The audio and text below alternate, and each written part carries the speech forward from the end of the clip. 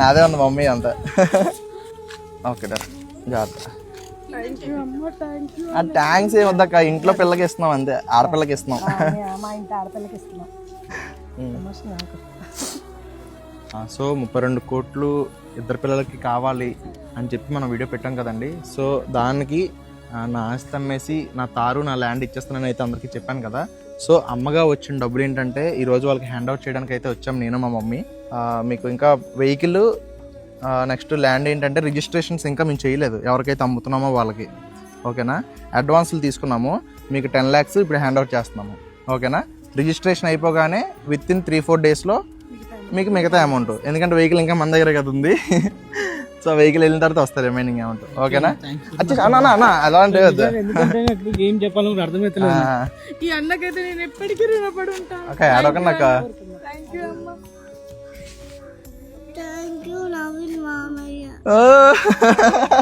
ఉమ్మ పెట్టమ్మా మామకి. ఇట్లా తనకున్న ఆస్తిని కూడా జీరో చేసుకొని ఆ పిల్లల కోసం తన వంతు ఒక అడుగు ముందుకు వేశాడంటే నిజంగా నవీన్ రామ్ సింగ్ బ్రో రియల్లీ నిజంగా మనసు దోచ. ఎస్, అసలు ఏంటి అంటే నువ్వు నవీన్ రామ్ సింగ్ అంటే ఫస్ట్ గుర్తుకొచ్చేది కార్. నీకన్నా నీ కార్కి ఎక్కువ ఫ్యాన్స్ ఉన్నారు, అవునా?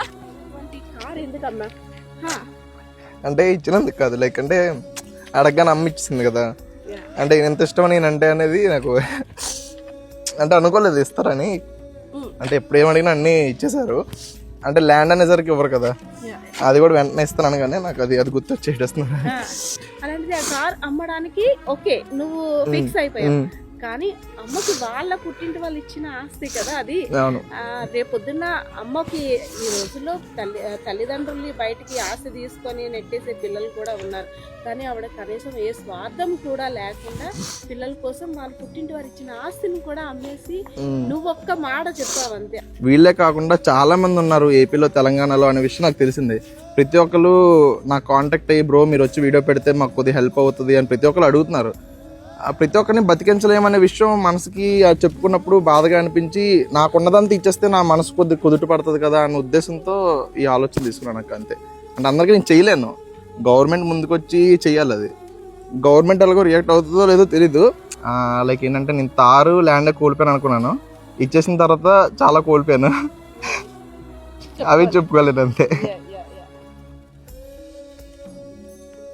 ఒక తల్లి లాగా నా బిడ్డకు సహాయపడ్డాడు, నా కొడుకులు లేరు కానీ కొడుకు లాగా నా బిడ్డకు తోడు ఉన్నారు.